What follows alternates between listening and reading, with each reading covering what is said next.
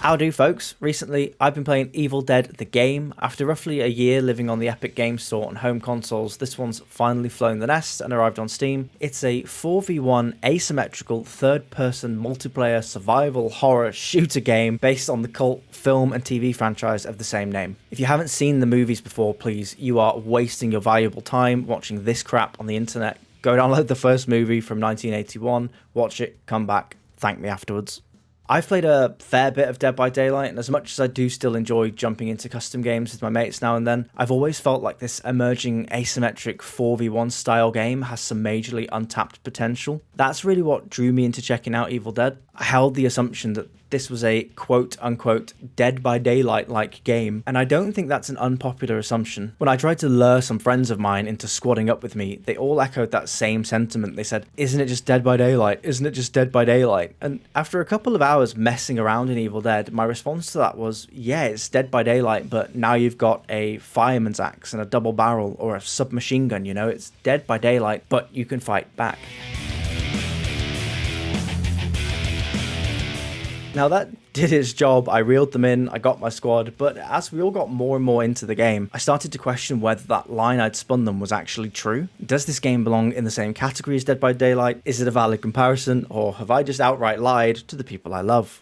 I'm no expert on either game. I've played 30, maybe 35 hours of each, so this is fully a layman's perspective. If you're one of the dedicated folks that are hundreds or thousands of hours in the hole at this point, feel free to add your thoughts in the comments, or just, tell me I'm full of shit. Either's fine.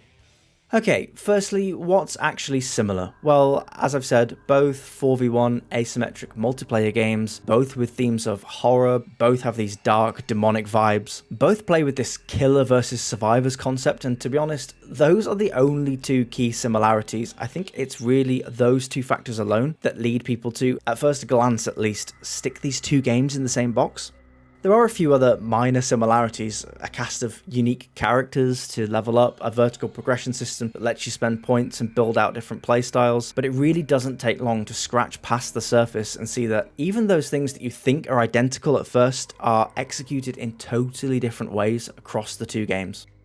As a member of the survivor team in Evil Dead, you'll generally start barehanded or with crappy starting weapons, and you'll have access to a rotation of fairly large maps that you can scavenge through for new melee and ranged weapons. You can carry one of each, and there are different rarity tiers. It's kind of an RPG light system. You'll also pick up items that can be spent on various stat upgrades, health, damage output, stamina, etc, etc. None of this persists from match to match. You'll go back to having nothing at the start of each game. But it's a huge change from Dead by Daylight, where the toolset you have access to there is much more limited by design. That, combined with the fact that you'll come up against a ton of AI-controlled enemies as well, it kind of aligns Evil Dead more with a typical survival horror shooter experience. Think Resident Evil or Dead Space, you've got ammo reserves to worry about, a proper health bar and shields to manage. You've even got active abilities with longer cooldowns unique to each character that can really turn the tide of a fight. It's not objectively better or worse, it's just a totally different approach.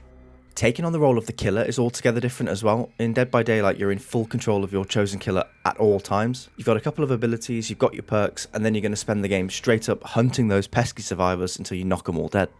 In Evil Dead, the demon player takes on more of a mastermind role. Most of the time you don't take a physical form, the survivors can't see you, you're just a wisp zooming around the map. You can plant traps in doorways and chests, you can possess cars and trees, players, AI units. It's a lot more involved than Dead by Daylight. It's harder to just pick up and play. That's not to say that playing killer in Dead by Daylight doesn't require any skill or strategy, because that's not true in the least, but it's definitely a more straightforward take on the killer role than Evil Dead.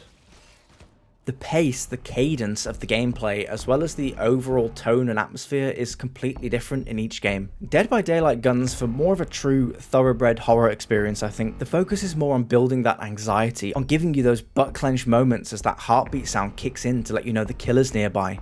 It wants you to feel dread, right? It feels like the survivors are always at a big disadvantage, because other than occasionally blinding the killer with a flashlight beam or sabotaging their tools, there's no real way to fight back. It's mainly about that feeling of helplessness, and it's a thrill and a relief when you overcome the odds and escape. Evil Dead leans much more into the action side of things. It's not really scary or tense. It's basically a third-person action game with survival elements and a horror skin. And when you claim the victory at the end, it's more like you're celebrating the end of a particularly sweaty gym session or something, you know? It's a faster pace, it's a lot more balls to the wall. It's still stressful, just in a completely different way. One mechanic unique to Evil Dead that I really do love is the fear system. Each character has this gauge that starts out empty, and it'll start to crawl up more and more quickly throughout the game as the demon player becomes stronger and stronger, and you have to manage it by staying close to your teammates, you know, keeping out of the dark, staying indoors, making sure to carry enough matchsticks to light a campfire when you do find yourself having to trek through the woods. It gives you a lot to think about. If you allow your fear to run too high, it's a lot easier for the demon player to find you. You become susceptible to being possessed, turning on your buddies, and trust me, they really don't like it when you turn around and one-tap them in the head with your legendary crossbow. At its core, Evil Dead is a game about raw speed. You have a series of objectives to complete, and you have to complete them as quickly as possible because every second the game drags on, the demon player just becomes more powerful. But you have to contend with that fear gauge. You have to make sure you have enough supplies to see you through. You have these different considerations that temper the pace of the game, and really learning how to manage those systems, both as an individual player and as part of a cohesive team, is key to victory in Evil Dead.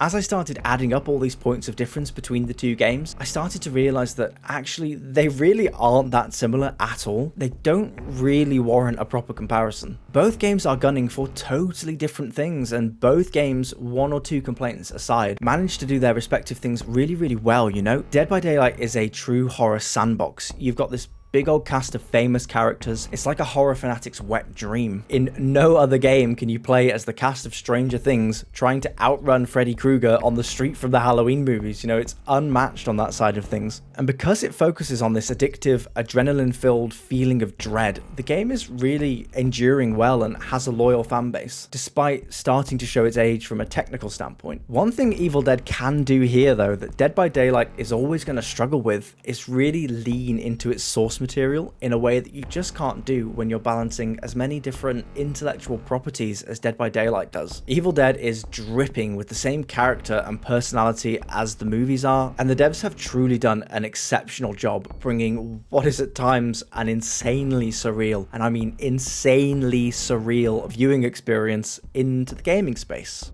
I think before we wrap up, it's worth noting that both games kind of stumble in the same areas as well, at least from my point of view. They both have ongoing issues with the meta, balance issues between various characters, huge skill and progression gaps in the player base that can make for some pretty crappy matches, very limited game modes that can start to feel a bit repetitive after a while, but most of the time I don't think you'll hit the worst of these issues until long after you've had your money's worth, so don't be afraid to give them a go if either one seems like it might be your cup of tea. So basically, the conclusion I've arrived at here after a few dozen hours in Dead by Daylight and a few dozen more in Evil Dead the game is that you can definitely draw lines of similarity between the component parts of both games, but the sum total is completely different. These games really don't belong in the same category. Liking or disliking Dead by Daylight doesn't really have much of a bearing on whether or not you'll dig Evil Dead, and vice versa. Really, comparing them is like having a sports game where one team's playing football and the other team's playing rugby. You know, yeah, everyone's got a silly haircut and a pair of shorts on, but the balls are a different shape and one side won't stop kicking the shit out of everyone.